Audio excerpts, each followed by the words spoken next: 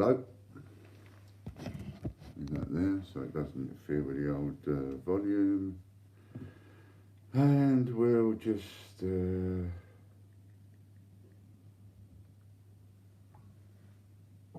pardon me.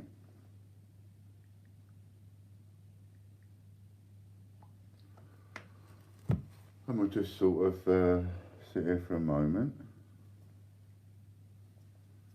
having our little subliminal cups of teas. Hello CJF. Nice to see you. Good morning to all four of you. Morning Ian, morning Roman. Morning Mr. Kendrick. I'll have a chat to you in a minute. Well, nice day out there. All the traffic stopped. A lot of people staying at home. Excuse me. A lot of people staying at home there is. Hello Soundwave Man, I hope you're well. I hope each and every one of you are okay. I know you was having a few issues before all this hit, so I hope you're okay. Hello Chris. How are you, mate? I hope you're well this morning. Been out and done your shopping. Hello Andrew.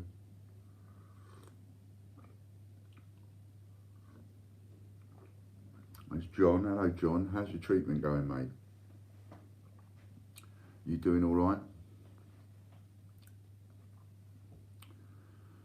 Nice to see everybody.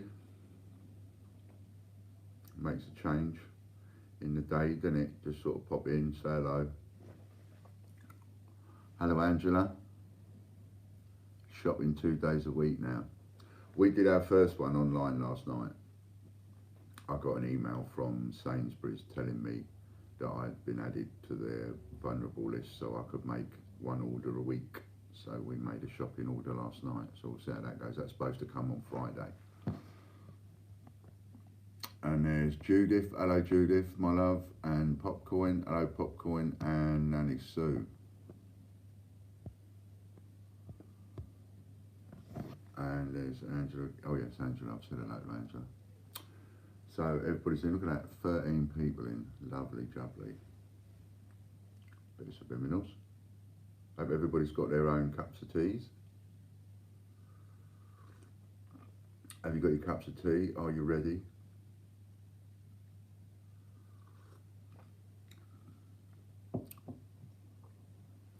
So the first thing I'm going to talk about, you got your coffee, have your popcorn. The first thing I'm going to talk about, I've put in a title, legal, moral, right. I've said this before, haven't I? That you get circumstances, especially insolvency, bankruptcy, whatever, or business, whatever. And sometimes there is a choice to make, and you can choose to make the choice to the right thing to do. You can choose to do the moral thing, or you can choose to do the legal thing, and they don't always, they're not always the same. So, for example, I don't know about legal, and I'm not too sure about moral, but the right professional thing to do for every email that you get is to answer it. That is the right professional thing to do. And I'm just making this point because I'm letting everybody know here and now that emails like this, I don't care if the right thing to do is to answer it. I don't care if that's a professional thing to do. As far as I'm aware, it's not legal that I have to answer every single email. And from a morality point of view, I'm looking after my own morality. So when I get emails like this, they're not going to be answered, they're just going to be binned. So who am I talking to? I'm talking to people like James Kendrick. I know you're watching, James. You watch every single video that I do. And this is one of the people that was so nasty when I was ill, and at a point where, I know I've said it before, but you know, at a point where everybody thought I was dying, this is one of the people that was like nasty. And his email is this fat lardar still eating fancy Marks and Sparks cakes and biscuits when 80 stroke 90-year-old pensioners is in his 80s? And I normally have so much respect for the older generation, I really do. But you know, sometimes you have to say, hang on a minute, I know there's this respect for the older generation, but the fact that you're 30 years older than me means that you've got 30 years more experience. 30 years, man. 30 years. You've lived on this planet more than me. You should have a little bit more decorum about you. You should have a little bit more politeness about you. You should have a little bit more decency about you. When 80, 90-year-old pensioners can't get any basics like bread, milk and potatoes, no wonder his gut droops over his dick, and there he is talking about nasty scrotes, because I mentioned about nasty scrotes on a video last week. Fat lardars, that was the subject line. This subject line, God what a thick cunt, spelt K-A-N-T, for those of you that thought they misheard me. And God, you are as thick as chicken. I don't know what that's supposed to say. Is that supposed to say S-H-I-T? I don't know. But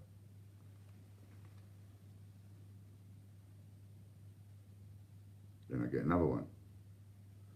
I bet the Royal Mint and 288 are pissing themselves with laughter coming up against a terminally stupid tosser like you. Muffin top lardy arse boy doesn't know how eggs are fertilised. I think that was in reference to that conversation I was having with Butch that day over eggs. What a thick, embarrassing CNUT. What chance would you have up against a professional brief? Probably tie him up in knots. Anyway, I imagine you've blown all the money the poor stupid punters have invested to fight the court case on weed, wine, scotch and lard-ass cakes and biscuits.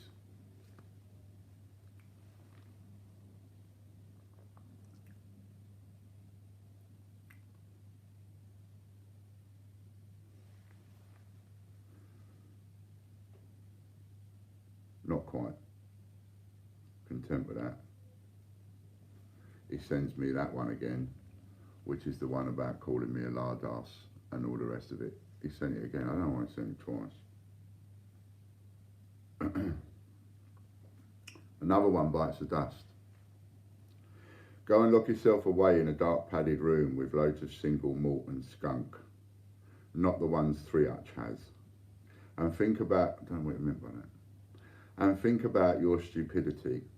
A man of your age with no money reserves, no house. I'd paid off my mortgage at your age and started buying a second house that I rent out. You're nothing special, just a stupid ex-fairground barker, just another member of the Tits Up Club for the third time. I'd laugh, but it's not right to mock the stupid. As someone else mentioned, you are the author of your own stupidity and arrogance. James, aka Jimmy, even my grandson has more common sense than you.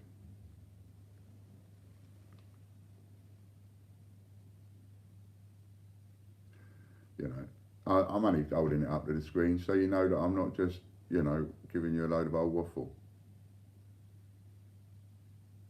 And that sort of goes back to the time where it seems to me that I have to almost prove everything that I have to do, say or do. Yeah, so, you know, this is the only reply you're going to get from me, James. I don't care. I don't care. You see, stuff like that, emails like this, stalkers like this on Facebook, people like that. What was it, that Change Range and that bloke there? I wish I could remember his name now. I've fallen out with for over a year. and that Lisa and all the rest of it in them raw meat groups, stalking people, you know, people doing like what this person does, and they give it all this and they give it all this and they give it all this, and then they forget one day that they've tripped up and they've tripped over that line that says up until that line everything that they do or say is legal, and they're quite within their rights to go shouting their mouths off. And then all of a sudden they're so busy shouting their mouths off, and they're so busy pointing a finger and going, you're so bad, like that Lisa and that Change Range and this bloke, James Kendrick, right? So busy, and then all of a sudden, oops, oh, I've tripped over the line of legality and I haven't even noticed. Now I'm the one who's the criminal. Now I'm the one who's making all the illegal moves, and I'm having a go at this bloke, and all this bloke's trying to do is run a business. You know what I mean? What's the matter with these people? You know, and these people, there are people out there that would kill themselves, that would take their own life, gone, because of evil, nasty people like him and them. That ain't me. I do it nice and easy. I do it like this. Look, this is what I teach. I teach this for bullies. I go, boom, boom, boom, boom, boom. There we go. No answer. Now the right thing to do might be to give that person an answer. Well, I have.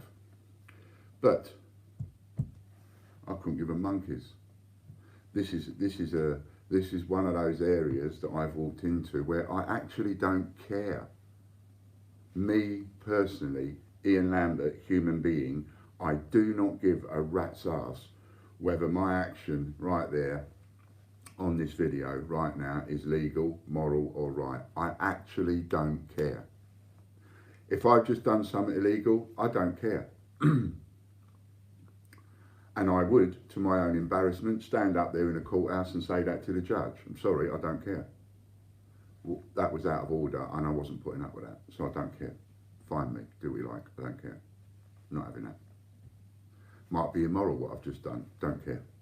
Don't care, call me immoral, don't care.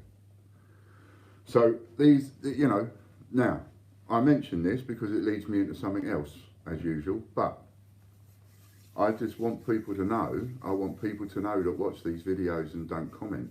And I want the people to know all over that have anything to do with us and whatever. I want people to know, yes, I may owe you some money.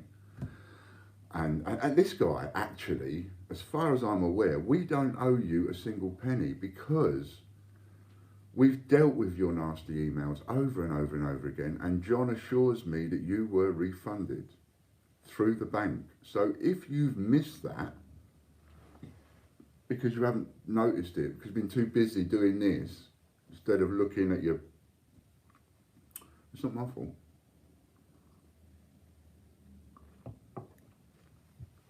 And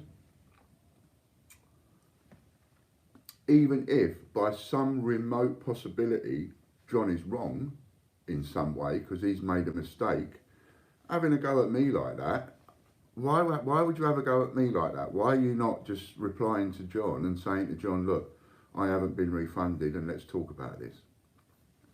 Instead of sending all this nasty drivel, it is just drivel. And when you look at the bloke's Facebook account, which I checked into him, I searched him on Facebook, I don't know, he gives you that impression with the posts that he puts up that he's a bit on the National Front side, you know what I mean? That's what it seems to me anyway. Soundwave Man says, this is what the government want, people pitching against people when the government are to blame. Same, I have much respect for the elderly, but James K is clearly a nasty, toxic individual. Maybe he's not well, I don't know. I mean, 80 odd, you know. Popcoin says, Kendrick, there's more important things going on in life and more important things to think about than you. If the police didn't have better things to do, that's where I'd be sending it, says Nanny. Angela says, wow, I feel sorry for the man. He must be very lonely and sad old man that has nothing to do in his life and pick on people that he's obviously jealous of. Soundwave Man says, James Kendrick, a lucky OAP with a second home, and guess what? You can't take it with you, James. Not lucky, I mean ungrateful. Yes, and all sound comments. You know, what people like you, James, you need to wake up one day and realise is you get a whole lot further in life if you just talk. Just talk. Now let me give you an example. I owe so many people money. Oh, do I owe some people money? I mean, how much money do I owe? How many people do I owe it to? Well, it would probably be easier to come up with a figure that I don't than it is that I do. In other words, it's a bloody lot. And I know this. What was I going to give an example of? Done it again, haven't I? Hello, Ailey. What was I going to give an example of?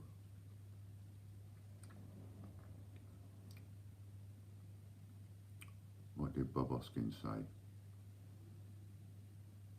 I know you're asking for a quote there, but I can't think of it. But Bob Hoskins is one of my favourites, I must say. But anyway, I was going to, I forgot where I was for a second. But anyway, it was leading me on. So the government has relaxed the laws on, oh yeah, I was talking about owing all of you lot money. That's what I was talking about. That was, yeah, one of my examples. So, owing all you lot money. So,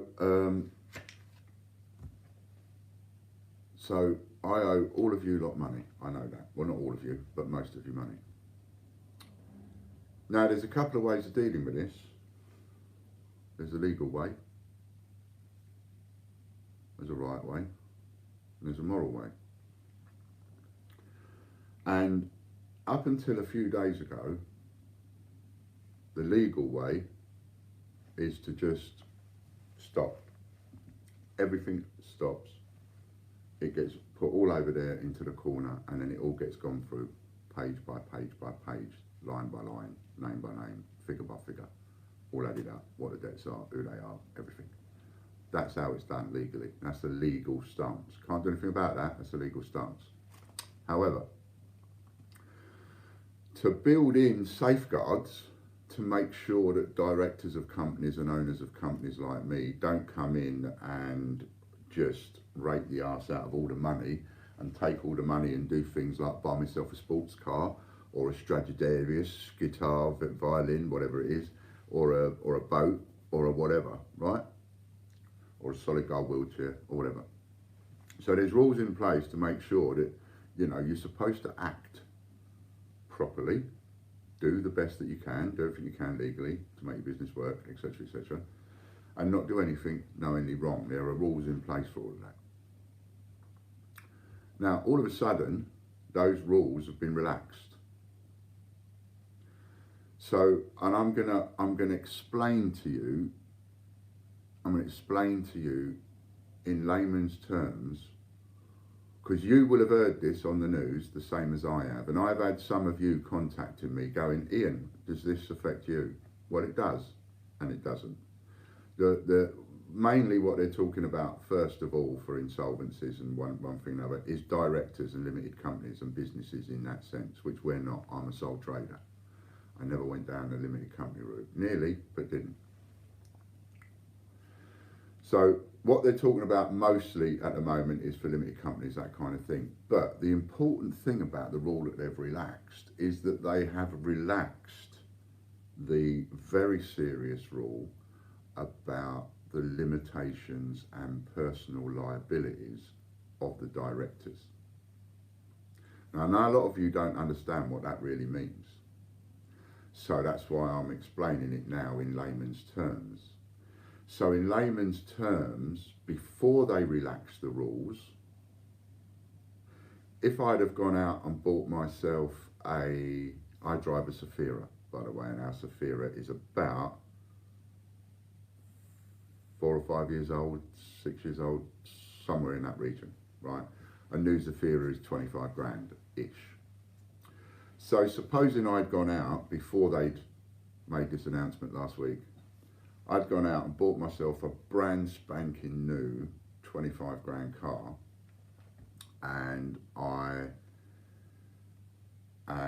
shouldn't really have taken that money out of the pot, because there wasn't enough profit there. I've took the money out of what really should be business money, and I've gone and spent it on a 25 grand car. So before they made these announcements, get into a lot of trouble for that. That's very naughty. You shouldn't do that. After they make these announcements, since last week, now you're not really going to get into trouble, right? Okay, so how do we put it another way? Limited company. Directors use company money to fund trips, go to strip clubs, buy each other watches, whatever. Think of a waste of company money that shouldn't happen, blah, blah, blah, but might, right? You think of a scenario yourself, and any scenario you can think of and think, well, that's wrong. Yeah, it's wrong, and there are rules in place, naughty, naughty, naughty, and you can get in trouble. You can even go to prison. They've relaxed those rules now. So now you're not going to get in trouble as much. So what does that mean? Again, in layman's terms, it means that you're now going to get more and more companies go bust. They will go bust on purpose. And the very first one, and I was waiting for it to happen, was Bright House. Bright House is a disreputable company anyway. They have been sent to the cleaners. Bright House is one of these companies that you find on the high street, and you only find this type of company pop up on the high street in times of when there's not a lot of money around, when the economy's going down and people haven't got a lot of money, like gold shops. They suddenly appear everywhere. We'll buy you gold, right? When people have got money, these places close down because nobody wants to sell their gold. So anyway, Bright Shops is one of them. They start up in business all across the country, a bit like cash converter type thing, except you don't go in and sell anything to them. You go in and you buy it. You buy a new 3-piece suite, a TV, whatever, but you buy it all on the knock, all on the weekly. And it costs you double, 3 times what it's actually worth, right? It's one of them kind of companies. It's a Wonga kind of company, but they sell goods. And so, you know, for the £2,000 sofa 3-piece suite, you're paying £3,500 or whatever, £4,000 or £5,000, whatever. But people shop with them because the people that shop with them are the people that can't get the credit in Furnitureland to buy a £2,000 sofa on interest-free credit and therefore only pay £2,000. No, these are the people that are skinned, that have got county court judgments, that have got bad credit, that have whatever. So the only place they can go is a place like Bright House, where they can get whatever they want to get, new sofa, new telly, new chair, new cooker, new whatever they need, they can get it. But if it's going to cost them £2,000 worth, they ain't going to get it on interest-free credit. They're going to pay back about 4 grand for it, or whatever, right? So there is a lot of questionable activities going on within the Bright House group, which means that the buck for that stops at the director level. These are the people that run the business, right? Director level is my level. That's the people that run the business. And the law has just been changed to allow them to go bust without any personal director's responsibilities. Now that is the you know, again, they've brought this new rule out, this new law, they've relaxed it a bit, and so whenever you do that, you create a this, right? And then you have, whatever that is that you've created, you have an extreme. You have one extreme to the other and everything in the middle. And on this new rule, you know, one of the extremes to this new rule is that a company like Bright House, now is the right time for them to go bust. The moment they make that rule, go bust. Come on lads, go bust, now's the time, we can't get done. let's go back, let's go bust, it'll all get wound up and we're safe. So that is a bad side of what they've just done. Now, a lot of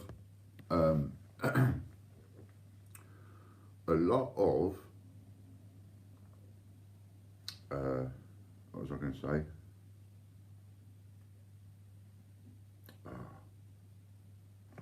It went. Lend me a minute to get my thoughts again. Right, so the others and new parameters and all that is that whatever parameter you bring out, you're going to have an extreme. You're going to have the one at the beginning that just comes inside the line there, and you're going to have the one at the other end of the extreme that just comes inside the line there, and as I say, you're going to have everything in the middle. So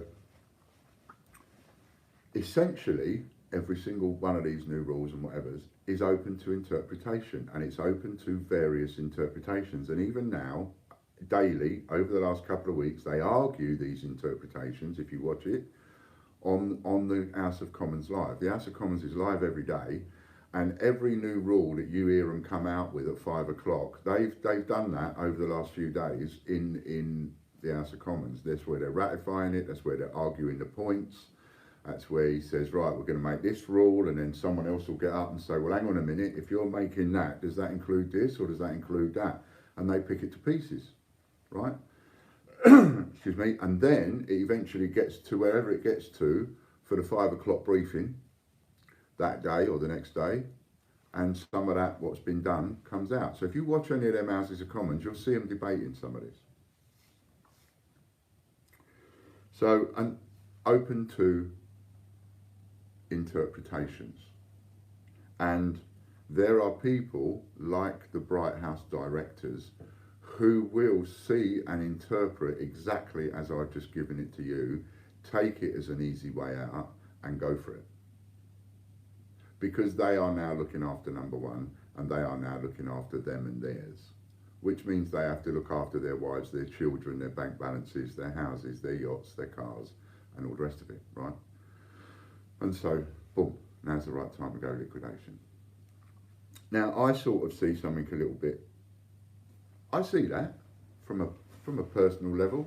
It's so easy. It's easy for me to just go, you know, and I won't even have to do a fraction of the paperwork that I would have had to do before all this happened. But see, that's too easy. And I don't normally take the easy way out, but that's too easy. And I would feel too cowardly doing that. You see, legally, remember, all three don't always mix, they don't always go together, right? Sometimes they do, and sometimes they don't. So the legal thing for me to do is to just box it all up, hand it all over and say bye-bye, and then just sign on universal credit and try and start my life again, along with everybody else.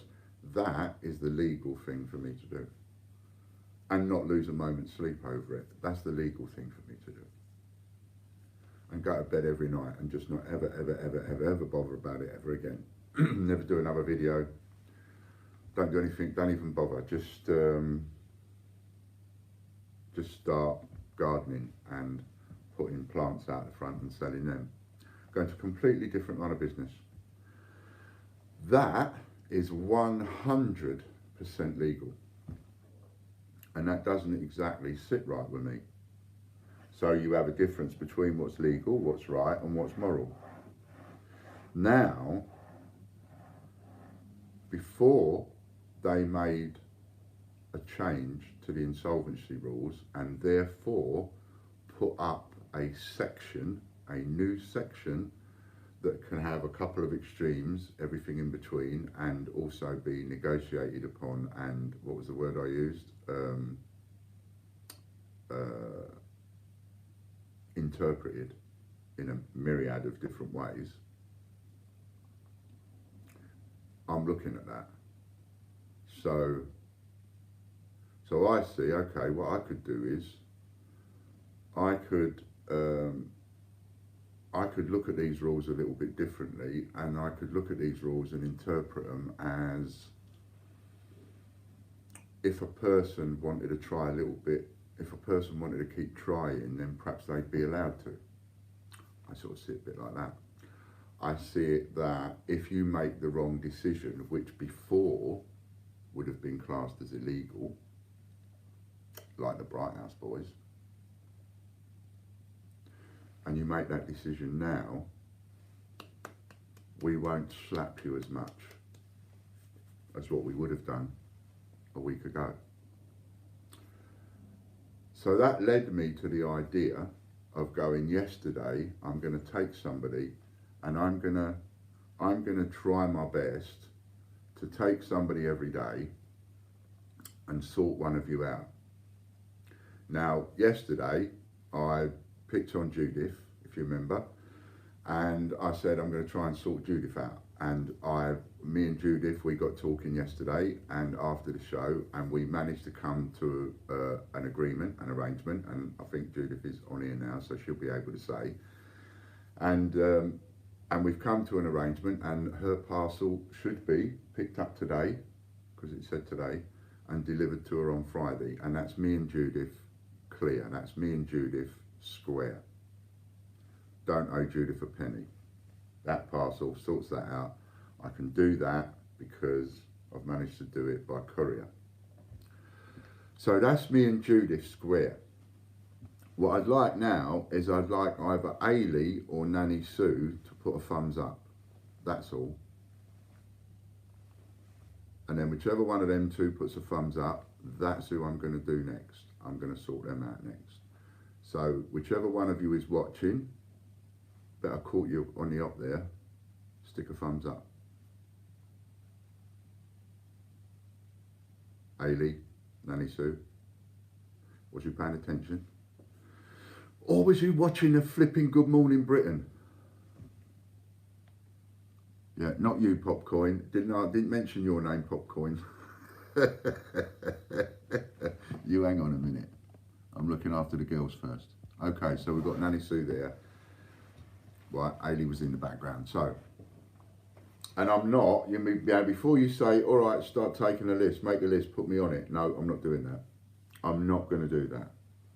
And there's a couple of reasons I'm not going to do that. First of all, Robopop, pay attention. So, here's why I'm not going to do that. I'm going to do this in a relaxed way, to me, a non-stress-free way. You were begging for a thumbs up, so I obliged. Thank you, Popcorn, but pay attention. It's not what I asked for. So, well, I did, but I didn't. Now I've lost my train of thought again. See, I've done it again. Oh yeah, so I'm going to do it in a relaxed way, right? And and shut up, Popcorn. And I'm going to do this in a relaxed way for me, right? It's got nothing to do with what's right and wrong and legal and everything in business. This has got to do with what's right for me, personally. Because everybody at the moment is off there looking after number one. I get that. Disheartens me to a little bit, but I get it. I understand it. And I don't mind looking after people before I look after myself. But to a degree, I do have to look after myself. Now, I haven't stopped work at all.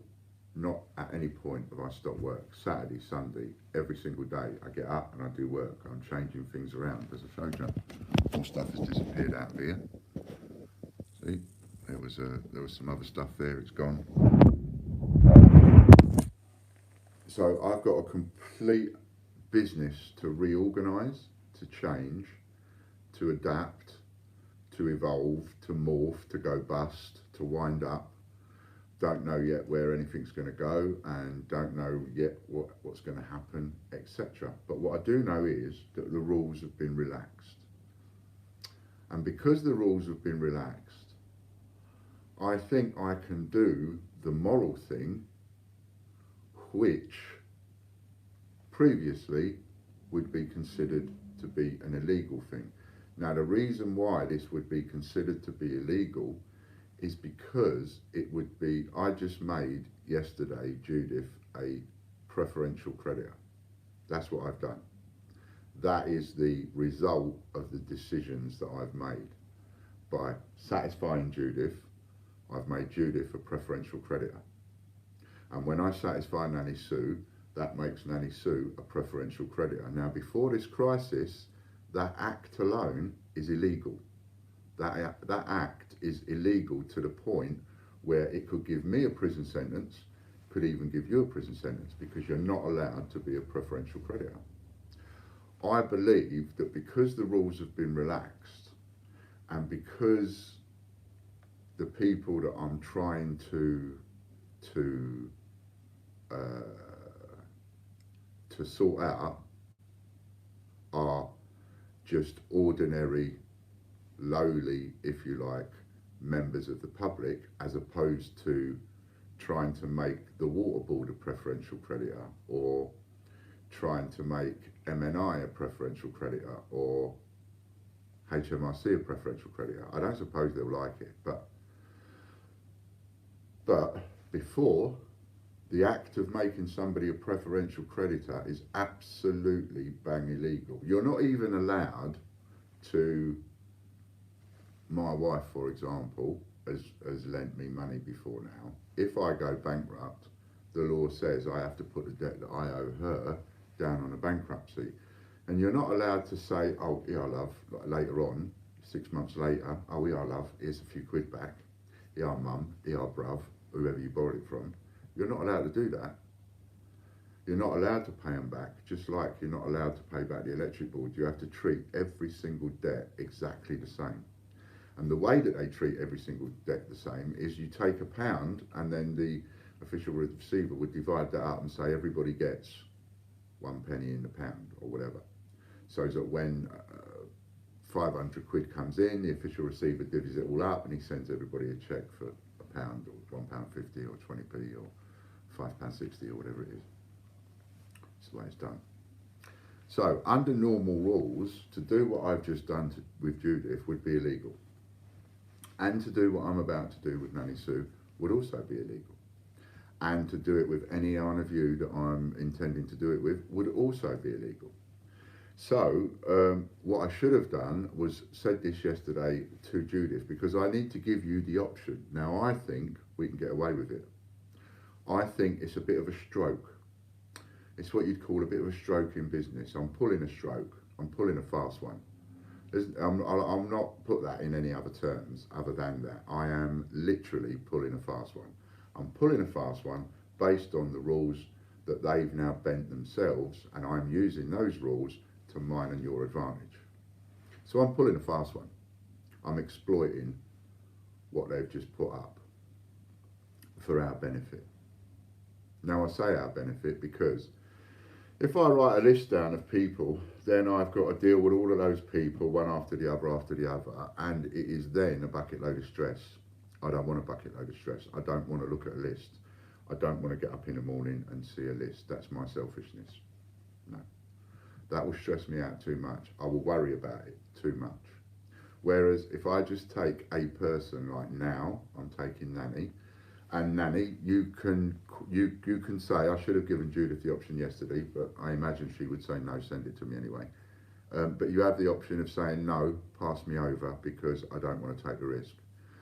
Because at the end of the day, I have to say there is a teeny weeny weensy bit of risk, because if I'm wrong, then they will come back and they will chastise me and they will want to chastise you. I don't think that will happen.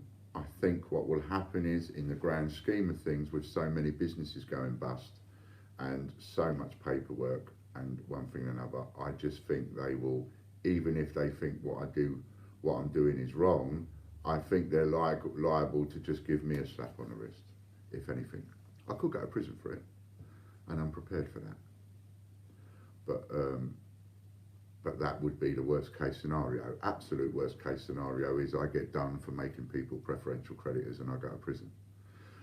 But then I withdraw them. I will you know, hopefully present this particular video as evidence and say, this is what I did. I explained it up front. I told everybody what I was doing, and I made my decision, and then I then went with that decision, right or wrongly. So that is the way it is. You know, the law's the law, and we have such a thing as there's no excuse for ignorance. In other words, you can't say I didn't understand the law or I didn't know about the law. Our law says you can't say that. It doesn't matter that you didn't understand it, doesn't matter that you didn't know about it. What matters is it's the law, you should have known. But the law hasn't changed yet, says Zooticus. The law hasn't, well, no, I don't know what laws have changed and what laws haven't changed, and I don't profess to. What I am saying is they have now relaxed the laws, the insolvency laws and the bankruptcy laws a bit. They've just done that. This is my interpretation of it. That's all I'm saying. Your interpretation, Mr. Zooticus, might be different to mine from what you've watched. We can all of us only make decisions based on the information we have to hand at the time, and I'm basing it on all the information that I've had so far. So I have social services coming here anytime now, so I will have to switch you off, and then so if I disappear, I'll ring you in to clarify anything I missed. That's fine, Nanny, just send me a text. I might be busy, but just don't call me just yet, but just send me a text for now. And then I'll answer you when I can. But you crack on. Regarding those sorts of laws, it's a bit of a free-for-all, to be honest. Yeah, absolutely. I think, you know, there are 21 of you in here, and if I was to ask a question, I'd probably get 12 different opinions. A couple of you would have the same opinion, you know. So there are, no problem, Nanny. So I'm going to be sorting Nanny out next. And then I will put a call out another day once I've sorted Nanny out. I'm not saying I'm going to manage to do one person every day. But once I've managed to sort Nanny out, then I will open it up again. And we will take somebody else. Now, I'm doing it this way for a couple of reasons. And I will be perfectly honest about my reasoning for doing it this way. By doing it this way, those of you that are watching me now, that are sitting there thinking, but you owe me money too, that means that you are going to keep a watch on these streams, because it means you're going to want that back. And if there's a way of getting that back, you're going to be putting your thumbs up to that. So you're going to be watching and you're going to be waiting.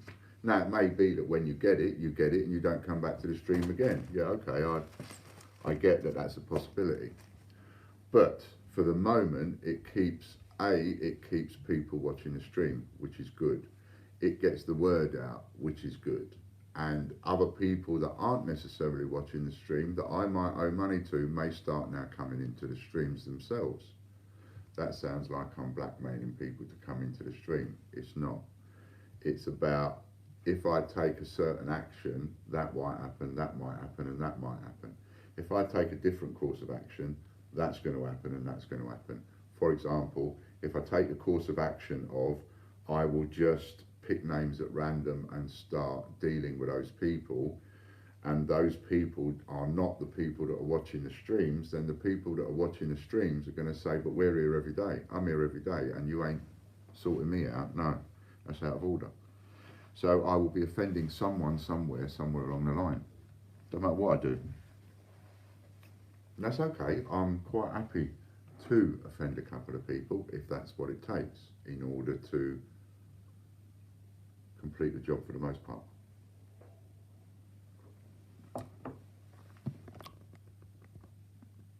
Directors of companies can pay staff and suppliers even if there are fears the company could become insolvent. Legislation which would retrospectively apply from the beginning of March will be introduced at the earliest opportunity. Exactly. And all I have to do is exercise a bit of patience. As I've been saying to you right from the get-go on this, it's so fluid, it's going to change and change and change and change. They're going to bring one compensation out after another, after another, after another. What about the people that go, that have to sell their stock cheaper than what they paid for it in order to pay off bills and stuff like that whilst they're going bust. As Andrew says, you can't please all the people all the time, and you can't. I've tried. You know, we tried that. We went through a period of like, no matter what anybody says, we'll go without customers right all the time. No matter what they say, John, let's do that. Let's just do that for a while and see what happens. And it didn't make much. It didn't make any difference. So this is the way that I'm going to do it, right or wrongly. This is the way that I'm going to do it. There's no point me talking about doing this and then sorting out the opposite people that I'm talking to. You know, might as well concentrate on you lot first. And then, because, you know, you lot are the ones that are the hardcore in here every day, on social media all the time, etc. So as and when you all get sorted out, you'll be telling other people and the word will get around. And then hopefully we can start pulling a few things back. Are we likely to still go bust? Yes, I think so. I think we're likely to be finished as a business as the Great British Coin Hunt. I don't think the Great British Coin Hunt will come back from this. But what it depends on now is what money I raise over the next year, what we do, and how well I manage to sort out all the customers that we've got without any staff. Because there's no one else here now, it's just me. And I'm trying to deal with it all, for the most part. So things are going to take a lot longer to do. Things are going to take me longer to get round to. Stuff like that. Anybody that has an interest in stamps and wants to take stamps for what I owe them, they can. I've actually got a load of unfranked stamps that I didn't realise I had. I thought I'd got rid of them all, but I've got a shed load down there. Second class, first class, all sorts of stamps. All unfranked. As you know, I stopped using them because they cottoned onto me. And it cost me too much money, but you know, that's something else I can trade in. Then we've got the stamps that I had up for sale, even though they were unfranked, but they're old ones, so you know, they have a value of a couple of quid each to people, just as fillers when they're, you know, when they're looking for one and they ain't got it, can't find it. So things like that. So that's my plan. What my plan is with investors, the serious investors, the ones that have put money in as investments and things like that, I can't pay any of those people out right now, and I wouldn't be allowed to unless I had the money to pay them out, which I haven't got, so I can't pay them out. So they've got to wait till the end, or they've got to wait longer. Nothing I can do about that either. But I will still try and still do my best. I don't know whether or not there'll be any kind of claims I can tap into or anything else, but if I get things, if I get the money raised for the Royal Mint Fund, then I'll be getting them paid out of that. So I have no doubt that I still believe that there is a chance that everything can get paid still, because I still believe in that fight with the Mint. Even though I do commend the Mint very much for the fact that they've now started making face masks, well, not face masks, protective masks, visors for NHS staff. They're now making them visors. And they've got a production line going on that at the minute, so well done to the Mint for that. But I shall still attack the Mint, and I shall still attack the Ian Glenn and 288 group non-stop. And for that, the other idea of having posts and getting people to share a post, that idea is starting to work. And we've got across the board, if you add them all up together, we've got hundreds and hundreds and hundreds of shares on posts. I think we're between a lot of them, probably well up to over 2,000 shares, I should imagine. and that will just keep going and keep going and keep going, and then they will attract more and more and more and more views as time goes on. So, you know, the more these things are shared, the more groups they go into, the more they will get seen at some point, even with people scrolling through and looking down and that kind of thing. So I have no doubt that we'll get the attention that we want to get on that, and then we'll still be able to raise money on that, and that we may still be able to get out of business. Hello, Matsy. You know, and then we may still be able to get out of trouble. I certainly don't mind transferring every single bit of debt that we've got into the 10 times the mint fund. I'm happy to pay 10 times the money if we win on anything that I owe. There'll still be loads left over, and I'm not a greedy person. All I want at the end of the day is a house. I don't want 500 houses, I just want one. You know, I don't want two, like Mr. Kendrick. I'm not greedy, I just want one. Don't want 6, don't want 10, I just want one. So it doesn't matter to me how much money I give away on this 10 times the mint fund. It doesn't matter if we sue them and get 20 million quid and I have to pay out 18 of it. How could I possibly be upset with that? I'd be looking in the mirror going, I'm 2 million quid better off. That's all I care about. Don't care about the rest. You know, if everybody helps me get that, then they deserve to have it off. So that's why that will stay non-greedy and stay at that price. And I'll keep selling that for as long as I can. And hopefully, by the time this crisis is finished, I've raised enough money on that to just whack on the solicitor's desk and say there's enough there to go to court, let's have it. That will be good. So I'm sort of hoping for that, really.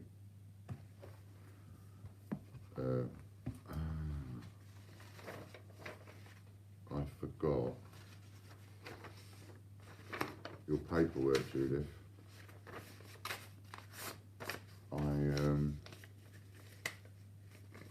forgot to put it in a parcel.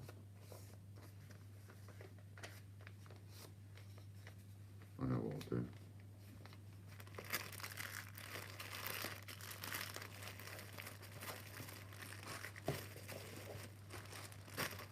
Bear with me a second.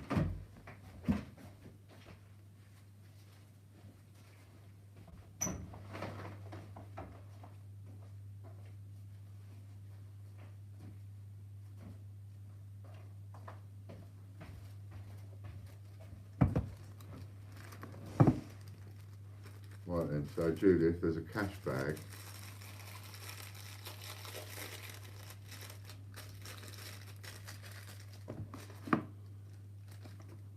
Right, got the address there. Oops, didn't mean to flash that. There's another one on the back. And then on this side, there's a cash bag.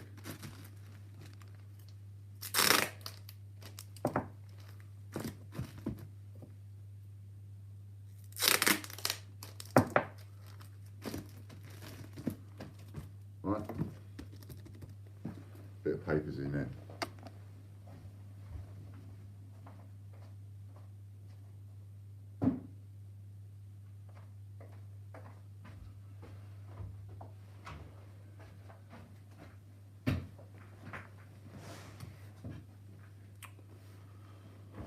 Right then, what else was we going to talk about this morning? What else was we going to talk about? Might as well keep it around the sort of bankruptcy issues, I suppose, because then keeps it all. Where are we on any questions? Will the website be back in future? I'm hoping so. I'm hoping so. But for now, I've probably got too many issues, and I think Butch is a bit too busy in our at home to be able to help me at the minute. And you know, I don't blame him really. So anything else that happens now is just happening one day at a time.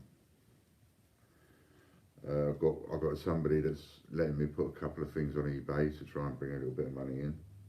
But even then, because before I took everything off eBay, absolutely everything, I took it off sale. And then I realised, well, hang on a minute, I only need to, as long as I've got a way of transacting something, I only need to take it off sale if I can't post it. But for as long as they're doing door-to-door deliveries, as long as I can post it by courier, then I can still post it. So I may still have a way of transacting a bit. So I'm sort of going down that road a bit. How's Logan doing? Logan is at home now full time, and he won't be doing any work while he's at home. So that's, I wouldn't know how Logan is doing, because we don't sort of contact each other every day, you know. So I have no idea, and I don't know when the next time is that I'll speak to him. It goes that way. That's how it always goes. Work, business, it's always been like that. When somebody leaves, you think, well, probably, you know. I mean, if I talk to Logan now on the phone, we'd probably say things like, oh yeah, don't be a stranger, keep in touch. Yeah, we'll go out for a drink. Yeah, we'll go out for a coffee. Yeah. And you don't. You end up not. You end up, because the relationship has been a work relationship, you rarely, I find anyway, very, very rarely do you end up with taking what would have been a work relationship into a friend relationship. An exception to that rule would be John, I suppose, but normally, whatever business I've ever done, and another one would be Faye, but other than that, there's not many people that I've met throughout my life that are still around, as it were, still part of your friend circle, as it were.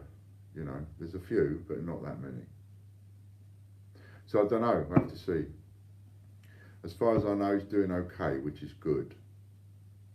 And I think his partner is one of the key workers, so his partner still has to go to work.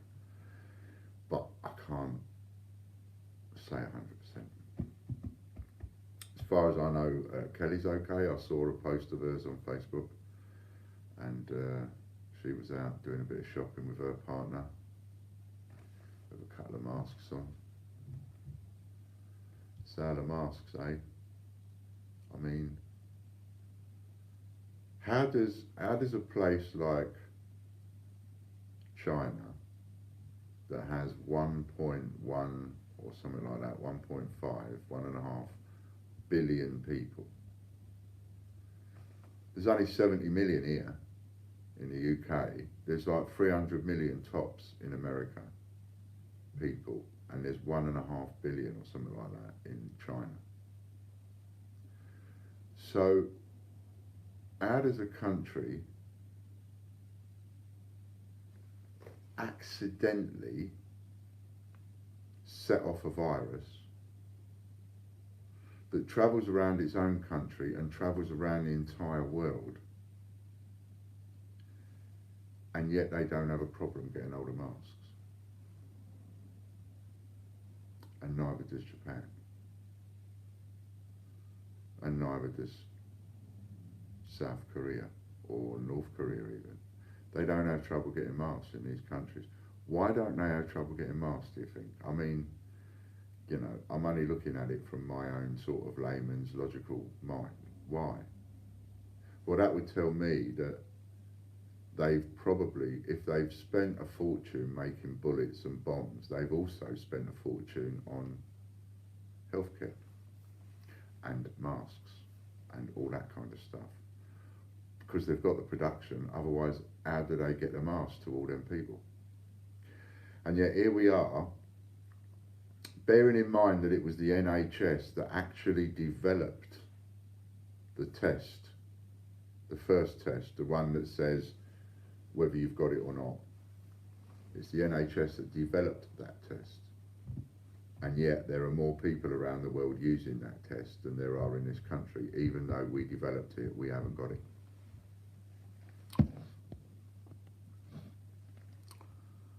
See you later, John. Good luck, mate. Exactly. Mr. Zuticus, they knew it would happen all along. But then again, we've all known it would happen. And who do you, I mean, when the blame starts going on, who are you going to blame? Do you blame the Chinese, which on the one hand, yes, you've got to blame the Chinese, you've got to hold them to account, you've got to hold them responsible, but blame, you've got to hold them responsible for what they've done and what they did and what they tried to cover up. And a lot of countries are going to do just that. There is some bad stuff coming because China ain't going to like the reparations that the rest of the world put on them. And the rest of the world is going to gang up on China. Everybody's got to gang up on China. Even Russia will have to gang up on China if Russia ends up losing 500,000 people. Because it's no different to a country killing so many of your people. That's what's happened. So there's going to be huge reparations demanded of China. You know, it's not going to be what China offers, it's going to be what the world demands, and China ain't going to like it. So you've got huge problems coming there, I think, in the future. You know, things that they're not discussing yet, but they will be. Or they probably are discussing them behind closed doors. But they've got to know what it's going to, you know, England, before England start, UK, Great Britain, before they start going to China and saying, listen, you owe us this much millions, we need to know how much it is it's cost us. And I reckon this is going to cost more than 25 trillion worldwide. The influenza killed 20 million people. If this killed 20 million people, what kind of damage would that do? So there is like they're going to have these questions on who's to blame for it. But like my first port of call isn't to the Chinese. I'm against what they've done, and I'm against their human rights and their animal rights and the fact that their live food markets are open again now. They've opened them up again. Already they've opened up their live food markets. It's just waiting for another virus to spread. And that's where these viruses are coming from. They're always coming from their live food markets, one way or the other. And nobody's stopping them doing it, and now they're starting it up again. So I think that's going to be hugely problematic. So everybody's seen this coming. The Chinese and the Japanese are so, and the Koreans, they're so in tune and so like in their own minds. Oh yeah, it's going to happen again. Not like us Westerners going, oh yeah, it's going to happen. Yeah, it's going to happen. Should we get some masks in? Oh no, don't bother. But it's going to happen. It's going to happen. Yeah, but shall we get some masks in then if it's going to happen? No, don't bother, because don't know when it's going to happen. It could be any time. It could be 50 years. Might never happen. But you just said it would happen. Yeah, I know. Well, it will happen one day because the scientists say it'll happen one day. But let's not bother getting ready for it just in case. And even if we spend, I just thought of this yesterday, even if we spend more money on defence, every country spends more money on defence than it does its health service. And then you have to ask the question, well, why? Because if we went to war, then, all right, we'd have all the guns, we'd have all the bullets, we'd have all the tanks, we'd have all the planes and the bombs and the shoot-em-ups, we'd have all the kit. But don't that mean that we'd be killing other people and other people would be killing us, and other people have got the shoot-em-ups too, and they got the bombs and the bullets and the tanks and the planes and the guns. So they're going to be shooting back at us, and we're going to be dying and going into hospital. So shouldn't the hospitals and the bullets, shouldn't the hospitals and the defence, the NHS and the defence actually go up together? Shouldn't they both get the budget? Shouldn't they both get a good share of the budget? You know, because these people are about defending us and shooting other people, and these people are about fixing up the people that these people get shot. So we shouldn't have beds going down. You know, and our government will have to account for some blame from all of us, from you, me, everybody, because they have totally raped the NHS. It's been on a spending cut programme for ages. We have paid redundancies of thousands of pounds to doctors and nurses because they've been there too long, and so it's cheaper to get rid of them and employ a youngster. And now, after giving them thousands and thousands of pounds redundancies, we're calling them back into the health service and paying them again. So all of that money that was wasted, just absolutely wasted. hospitals closed down, things like that, all that money wasted, beds, and now we've got to buy them back at twice and three times the price. Because all we ever do in this country is flipping well fix a problem afterwards, never preventative. My dad used to talk about that. He used to talk about people and their plumbing and heating, and he used to say, why does everybody leave it to the winter to get their plumbing and heating and central heating checked and their boilers serviced and all of that? Why does everybody leave it to the winter? Why can't people just do preventive maintenance, you know, and get us gas fitters round giving their services during the summer and the autumn and the spring as well as the winter? But that, you know, that's what we do. We fix a problem after it comes up, instead of, it would have been cheaper to have done it the first way around, done it properly the first way around. The false economy over the NHS has ended up costing us, what, 100 times more money than they were trying to save? So a completely false economy, wasn't it, really? Anyway. That's me and my bit of a ramble over with. How are you? What's going on in your world? That's what's going on in mine. And in a minute I'll go and make a cup of tea and then I'll go back to work.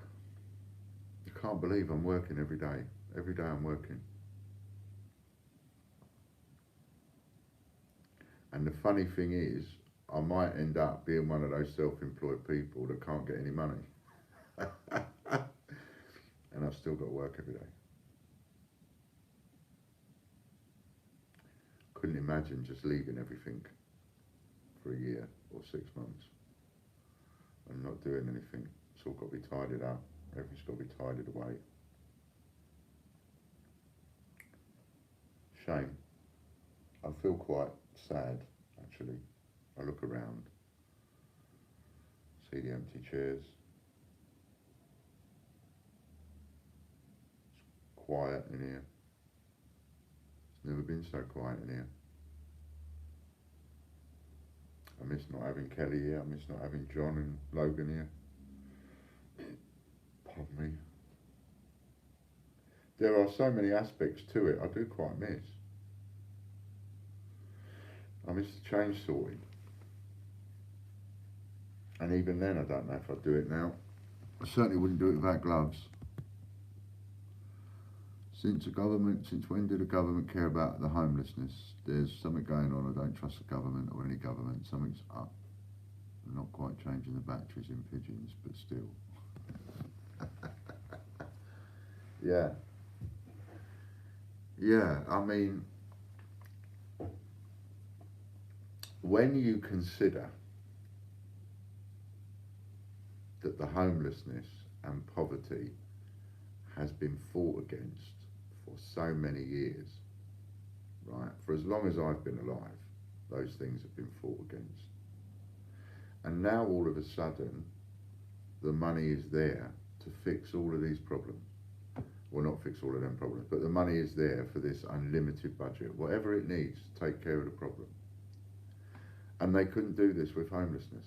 They couldn't look at people in poverty and people in homelessness. So we're going to throw about somewhere between 2 and 4 trillion pounds at the economy and everything and all of this stuff. We're going to throw all that money at it because we're going to give people that were on PAYE wage, we're going to give them 80% of their wage because we've got to keep the economy going and keep these people paying PAYE. When they come back afterwards, they'll be paying PAYE again. We'll get all this money back off them. Same rule applies to the homeless. They just don't factor it in. If you take a homeless person and you put that person back on their feet and you give them a place of their own and you give them a bit of self-respect and you give them a job, they'll spend the next 30 years paying tax into an economy. You will get what you helped them out with back 1,000 times over. But we can't help them. We can't give them a lift. We can't give them a hand up. Those people that are on the bones of their arse We cannot give them a hand up to help them get on their feet again. But we can suddenly give every single rateable business 10 grand in the country, knowing full well that hundreds, if not thousands, of those payments will be unnecessary and don't need to be made. Doesn't matter. Going to make them anyway. But we can't take a person that's got nothing and give them something. We can't do that. There are so many people like the directors of Bright House Group that are going to essentially take this country to the cleaners. And that's fine, that's allowed, that's legal, and it's all right. But we can't take someone that's got nothing, that hasn't got anything whatsoever, not even a room to live in. We can't take a person like that and put them on their feet. There is no excuse ever again. When we come back from all of this, there better not be no arguments over poverty. There better not be no arguments over homeless, because there better not be no homeless. How can we go through all of this with all of this amount of money being spent and still have a homeless issue afterwards?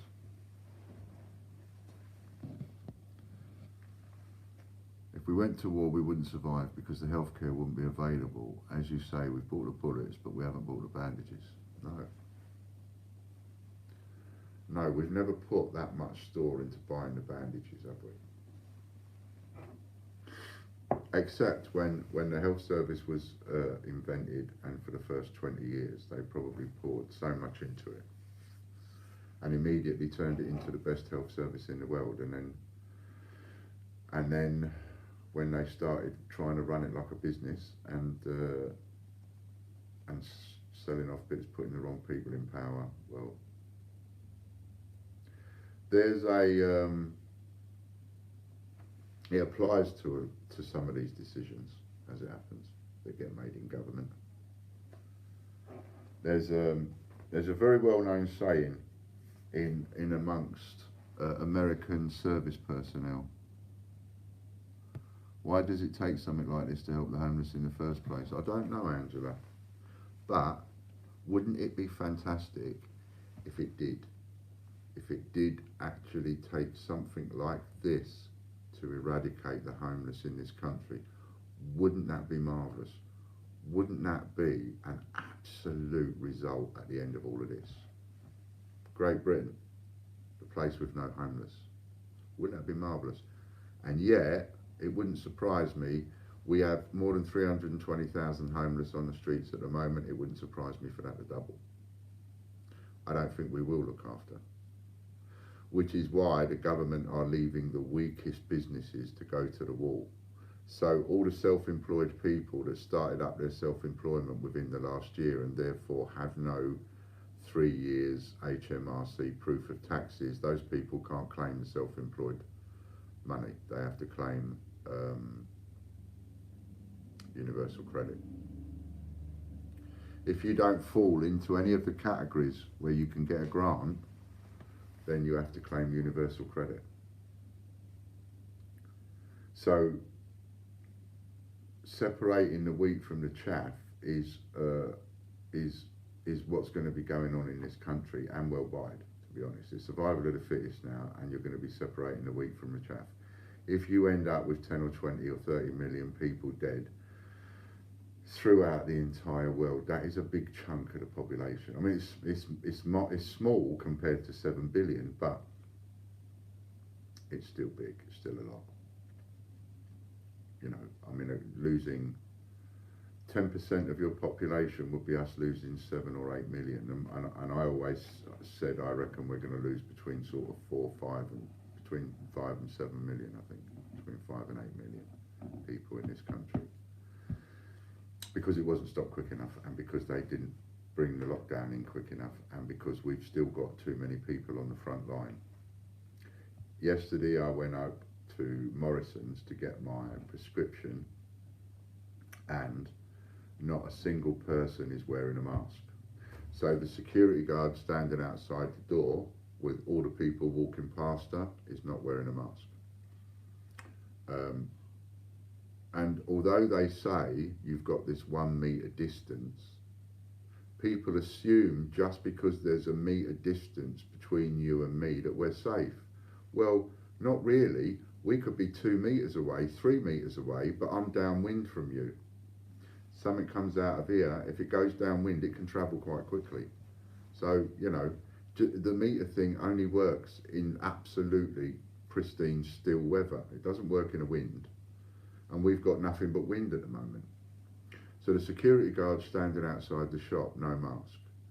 As you go through the main door, you've got a guy in his 60s, and his job is to spray and wipe the handles of the shopping trolley of the next person coming in before they're allowed to go in the shop.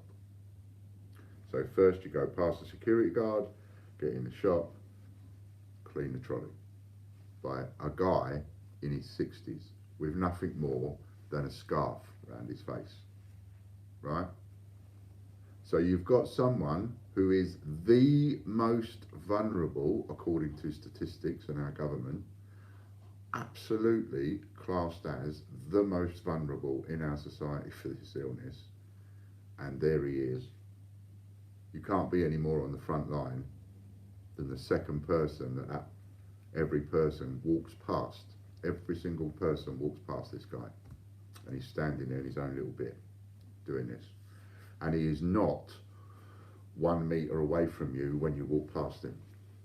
So every single person that walks into that supermarket is going to walk past this guy in his 60s with just a scarf over his face.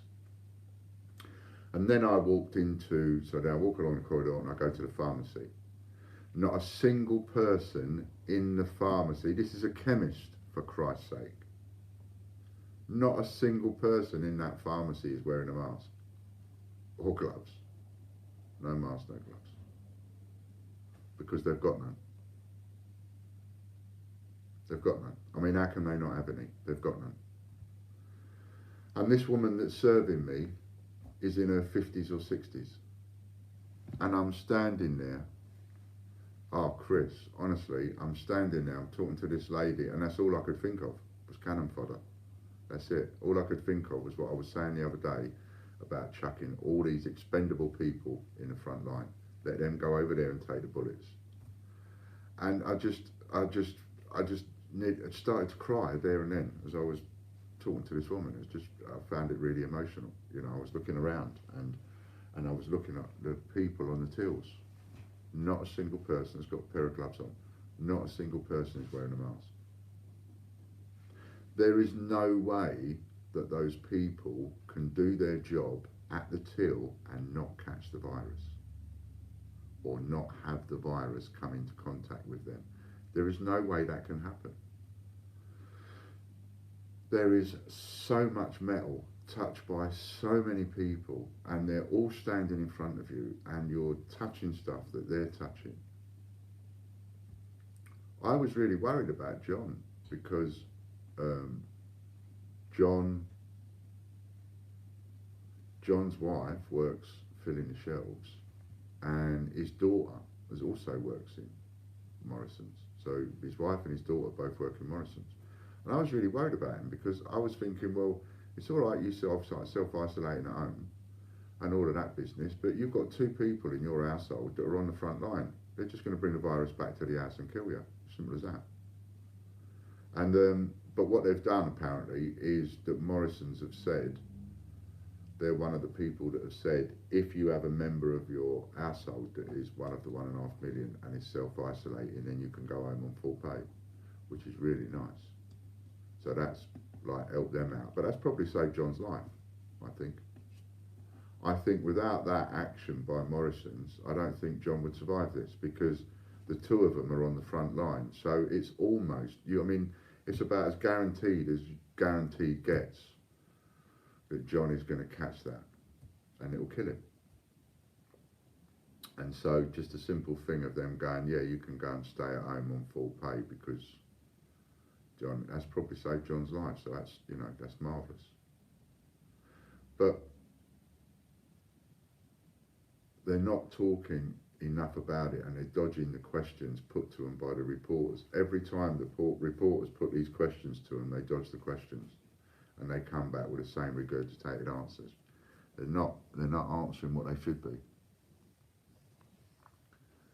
So we're all sort of led to believe, oh, things are starting to work, aren't they? You know, you've got the government saying to you, yeah, things are starting to work now. Yeah, we think we're going to get to the, we're not going to get to the peak like that. We're going to get to the thing like this, and blah blah blah. And I think it's going to go boom. I just think it's going to be an explosion, because I can't logically see how you can have so many frontline people. When I say frontline people, I'm talking about anybody that you can think of that has any kind of face-to-face contact with people. So anybody in the healthcare profession, anybody in what's left of the retail profession, whether that's food, dog food, whatever. You've got people getting angry and spitting at shop service staff. You've got people spitting at the paramedics and the nurses and the doctors and things like that. You've got these idiots, these scrotes, these people that don't even deserve the existence that they've got, doing all this kind of stuff. And all of this treatment, all of this public spiritedness, all of this customer service, all of this everybody working and everybody carrying on work without protection is just, there's going to be a boom. So up to now, you've been told, everybody's been told, if you've got the slightest bit of infection, go home, self-isolate. Only now are they saying, and make sure that you're in a separate room and everything else. So all those people that went home, I know it's logical, I know it makes sense that if someone's got it and you've got it in the house, that you stay away from them. But there's an awful lot of people that don't understand. Unless you specifically spell it out for them, there are people that just don't understand. And what about all the people that we've put care back in the community? Care in the community, let everybody go and live in the community that has special needs and isn't quite there and with the same understanding as the rest of us. Let them all go and the community can look after them. Well, who's looking after them all now when they don't understand? You know. So the week from the chaff is what is going on. Survival of the fittest, and you are watching it unfold in front of your eyes from every country in the world. The only thing they can do now, same as every other country, is ask us to stay at home and try not to spread the virus. And if you got it, well, you know, we'll bring you to one of these makeshift hospitals and try and make your last moments as comfortable as possible. And that's it. I order everything and wear gloves when I'm packing. The only thing is my prescription. Other than that, I don't leave. Last night, I ordered a pizza because we were thinking about what we're going to have to eat. And I'm starting to now look at that and think, well, hang on a minute, let's think about this. I'm not really happy about having a Chinese at the moment for a couple of reasons. One, this is what's going through my head. This is the conversation that we had just for having bloody dinner. Do you know what I mean? It's just like, shall we have a takeaway? Normally, you go, yeah, or no. Nice and easy. Oh, no, not now. Now it has to be a flipping full-blown, you know, diplomatic flipping debate. So, shall we have takeaway? So I'm thinking about, well, I don't want a Chinese.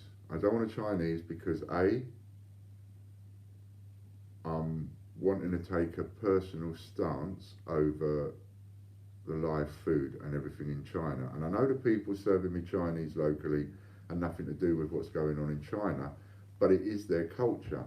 And how do I know that the food that they're cooking me is the kind of food that's been treated the way that I would want it treated, even though I'm not too sure how I would want it treated. But I know I wouldn't want my food treated the way that I've seen the pictures where they've got them all hung up on strings and they're still alive by the skin of their teeth and all of that. Don't want that kind of treatment on my food. Don't think animals should be treated that way. That is just inhuman. It's disgusting. And you don't know. I actually don't know. Then there's this other thing of, I think the Chinese are gonna, a lot of Chinese people are gonna take a lot of backlash off of uneducated idiots that want to blame people over here for something that's happening over there. A bit like me, what I just did. And then, so it's like, you know, this is just all too complicated. I just don't think ordering a Chinese is a good idea right now. What about a curry? Well, I don't want to order a curry because the plastic pots tend to come from the Chinese. The curry tends to be the aluminium metal pots. And the virus lasts longer on metal. It's the one thing that's ingrained into us. So I'm thinking, oh, I don't want that. Because now I've got to wash all the pots. I'm thinking, so I didn't do that. So then I'm thinking, well, what do we have? What about, what should we have? What are our other choices here? Kebab. Suddenly, I don't know why, but a kebab just wasn't doing it for me either. Too many things that can be touched with the hands. This is all going through my head while we're trying to have just a normal conversation about what takeaway to have. And in the end, I'm like, and I've examined all of them, and I'm like, it's got to be a pizza.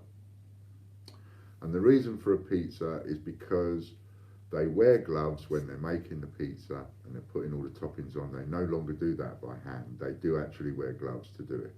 So they're making the pizza with gloves, and then on a dirty grate spatula it goes in the oven, and on a dirty grate spatula it comes out of the oven and into a box, and the only thing they're touching is the box.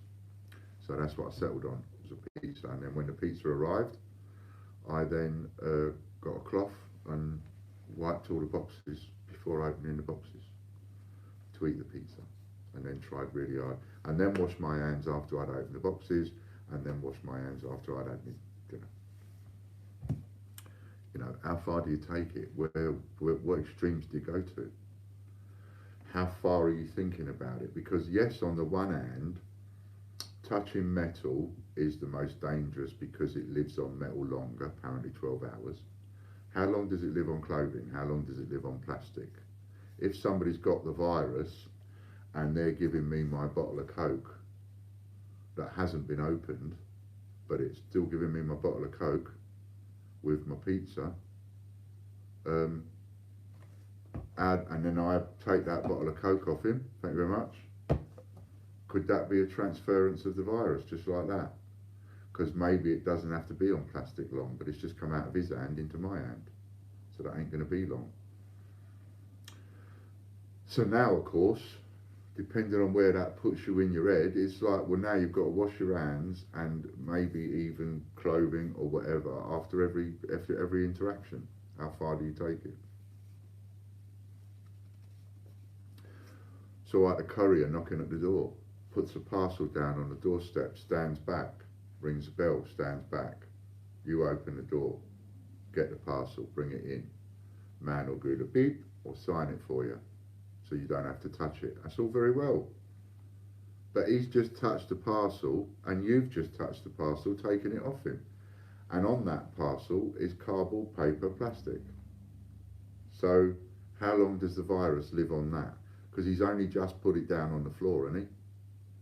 He's picked it up out of the van and he's put it on the floor.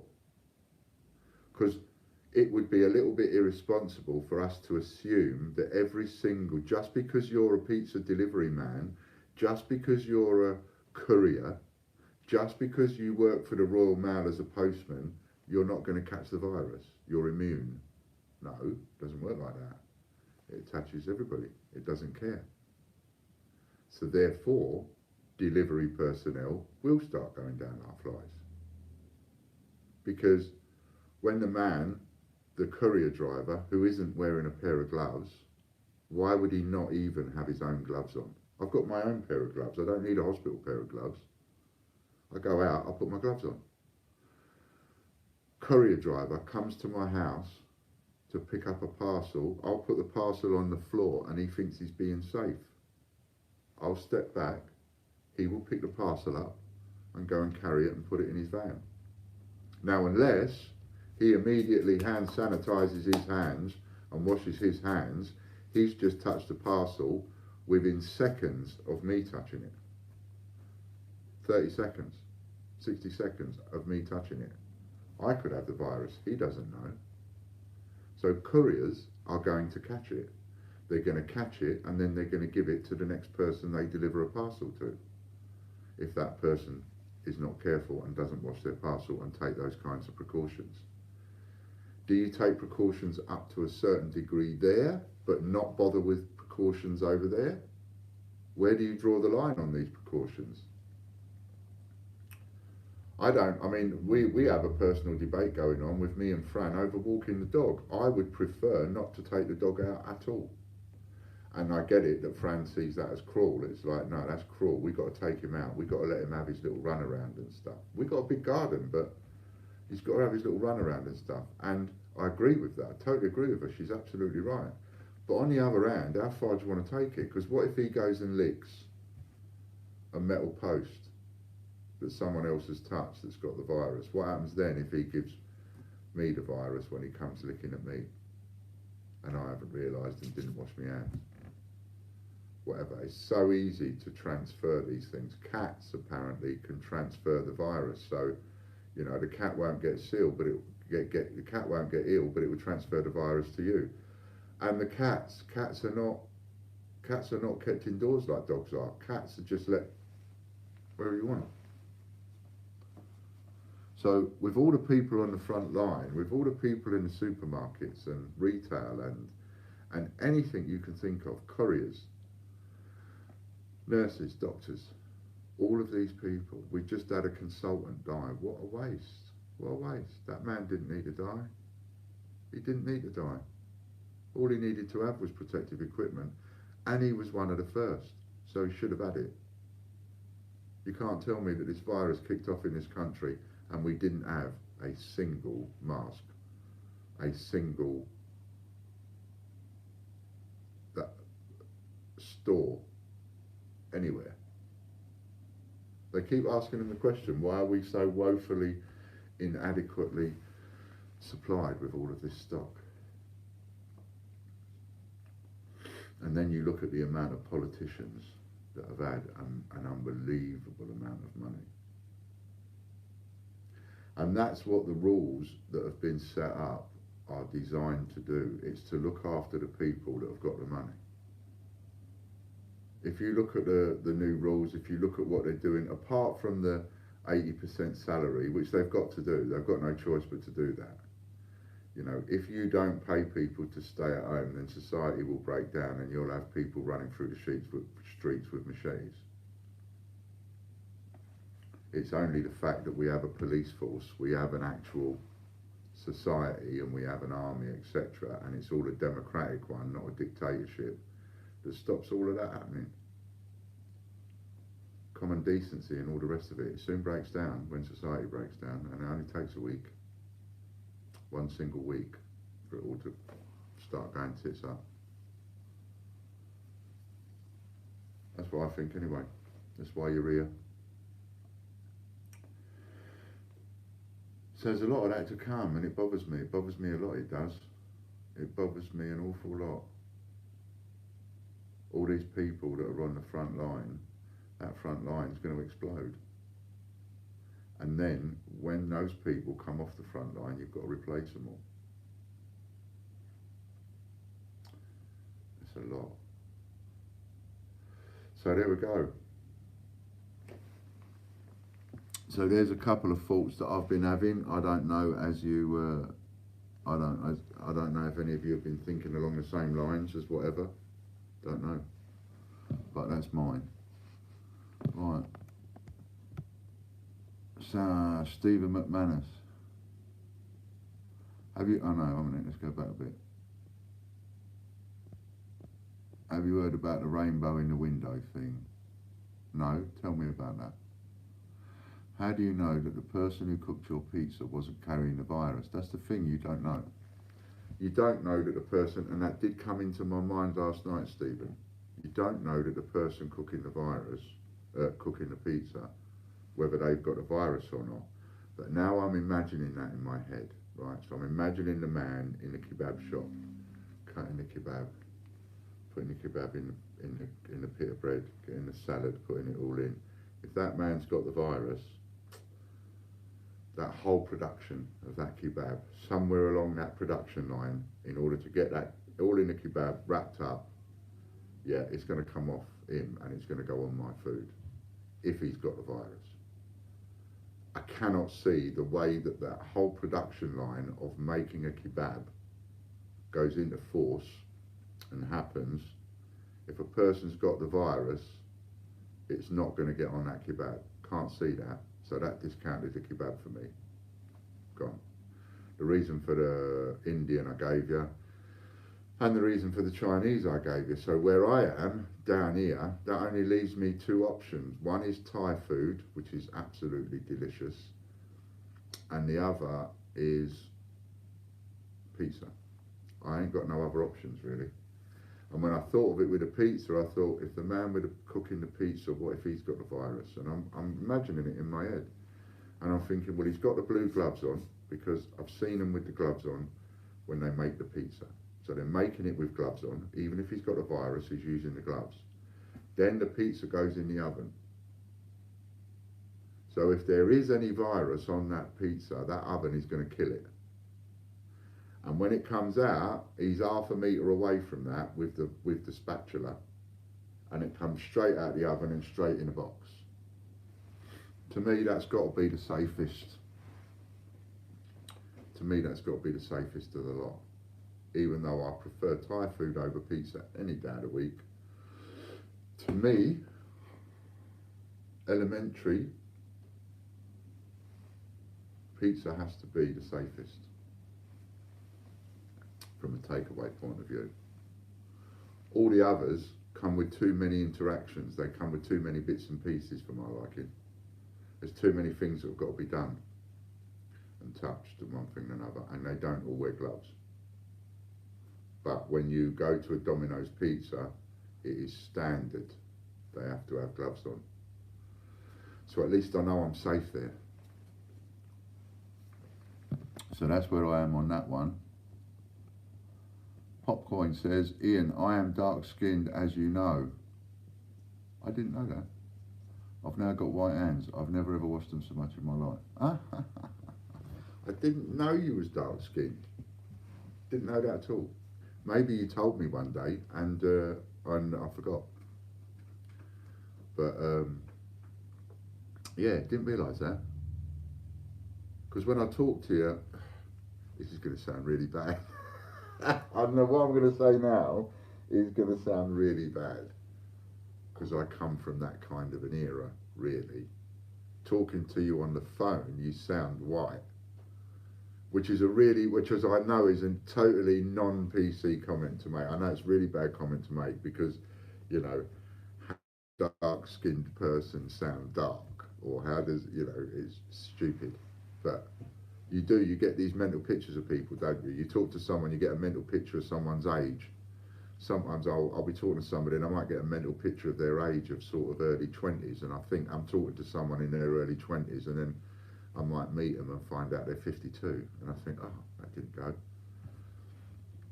You know, so, but I promise I'm not a racist or anything like that. I just will say things that tend to, you know, I come from that era. I come from the racist era, as it happens. And in fact, I remember programs like Love Thy Neighbour, which, oh my God, if you've never seen Love Thy Neighbour and therefore watched it now, as somebody of, say, a race or a mixed race person, you'd be looking at that in disbelief, going, oh my God, was that really on English television?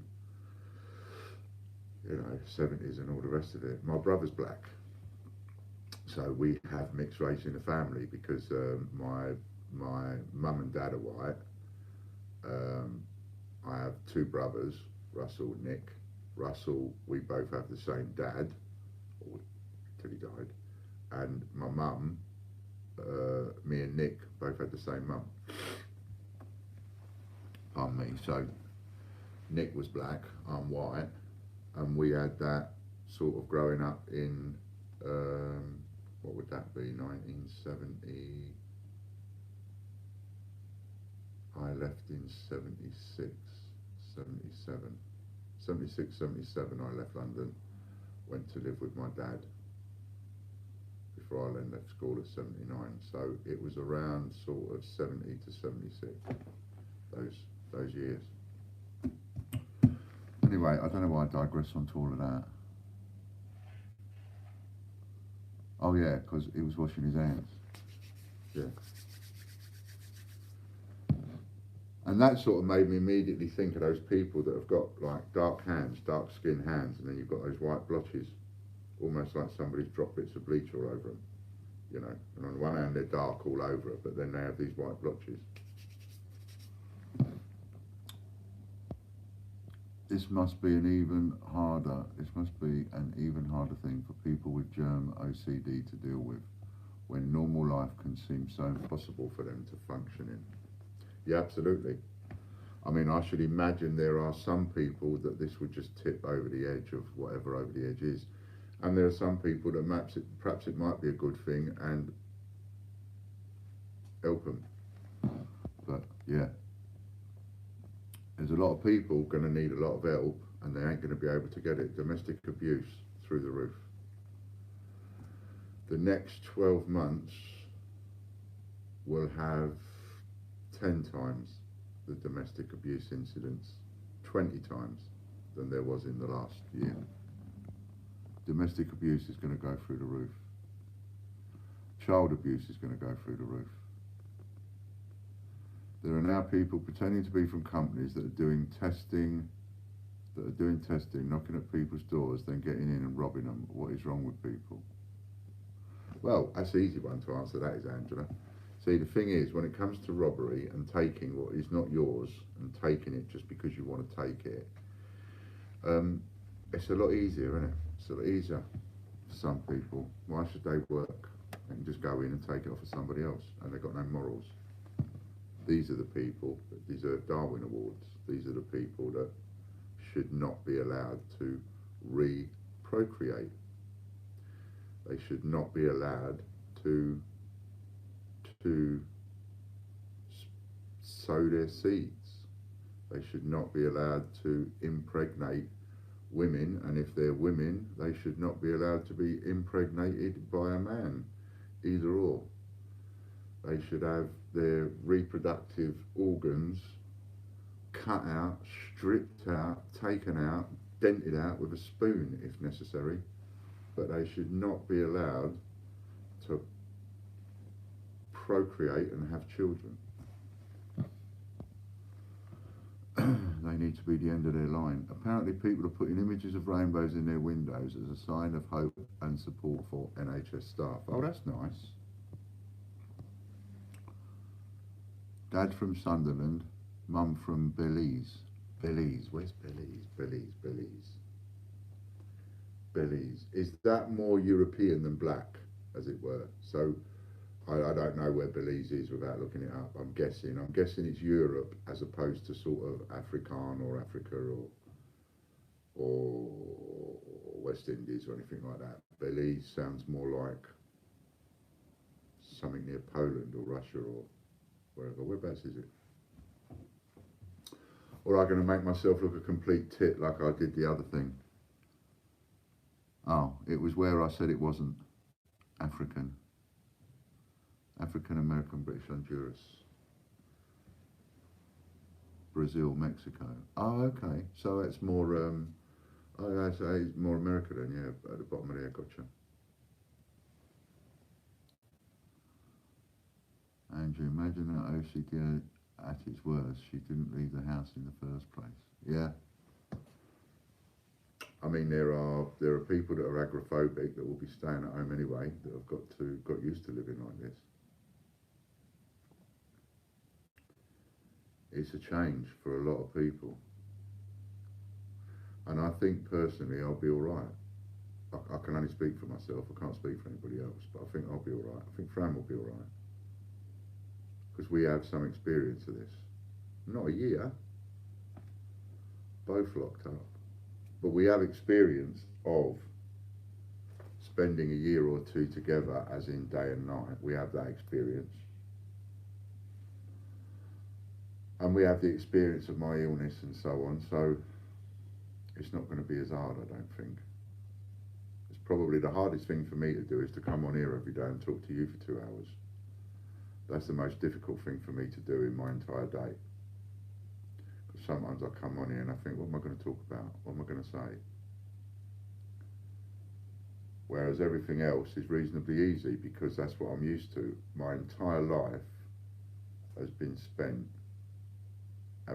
having things taken away from me from as far back as I can remember, from as early an age as I can remember. I've had things taken from me, and it's never stopped. My entire life's never stopped. And all my belongings more than once, again and again and again and again.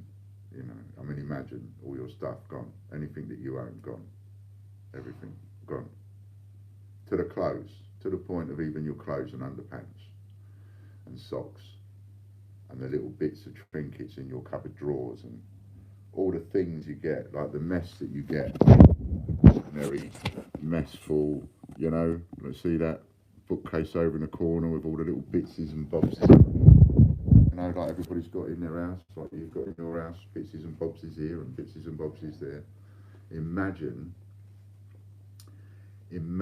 walking out of your house right now with the clothes that you're wearing and nothing else, and having everything else taken away from you. I've had that happen more times than I can remember, and started again and started again and started again. So to me, this is relatively easy to a degree because I'm used to it. I'm hit by a train, and what a train this is. Hit by a train, got to deal with it. Got to pick yourself up, got to dust yourself down, got to start again. And that's all you can do. You think your life is over, you think your life is finished, but it ain't. I'm looking out there because I can see a postman across the road. You think your life's finished, but it ain't finished. Your life's just starting. It's a new chapter. Today is the first day of the rest of our lives, and tomorrow will be the first day of the rest of our lives, and the day after that will be the first day of the rest of our lives. And all you can do is get up in the morning and at the end of the day, go to bed. Get up in the morning, at the end of the day, go to bed. And just try and make right decisions in between. And that's what's going to happen anyway, so that's what's going to happen to all of us, and that's what's going to happen to you, and that's what's going to happen to me. And it don't matter what problems there are, we've still got to do that. That's how I learned to deal with it.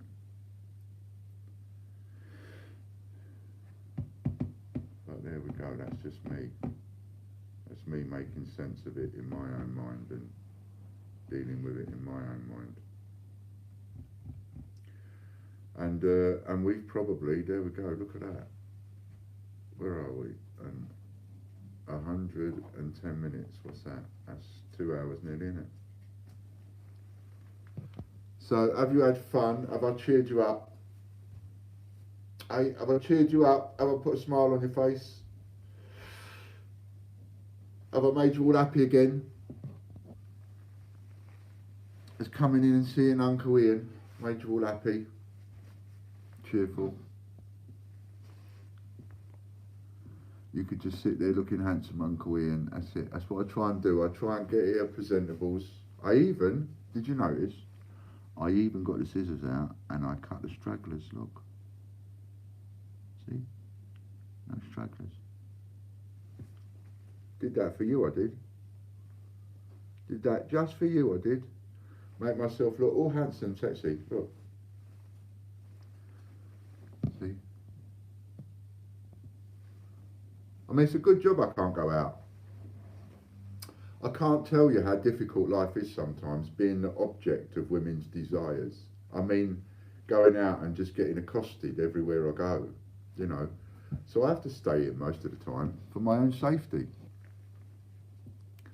I mean, I don't know where I'd be now if it wasn't for my mids. I used to scrub my hands as a child literally until they were red raw and cracked. I had to wear special gloves at night to repair them. Ooh, nasty. We got to look after that. Got to look after yourselves, you have. Well, I'm going to go now then. So, time to go, make a cup of tea. Time to get a smoke and a crumpet. As in, crumpet. I like my crumpets. Toasted crumpet, butter and Marmite. Best fit. Oh no, I've just had something to eat. I had yesterday's pizza.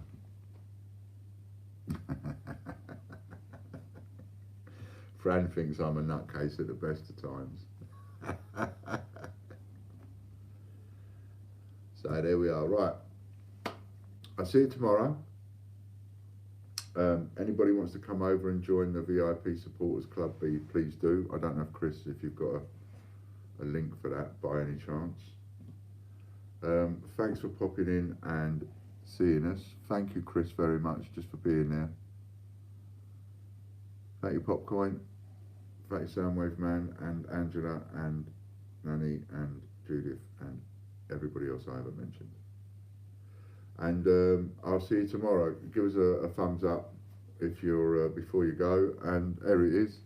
If you want to join us on a VIP group and go for one of these 1,000 shares, come and join us. All right, and you'll speak to Richard. Hit there, and you'll speak to Richard.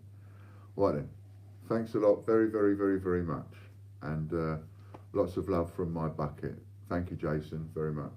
And see you soon. See you tomorrow.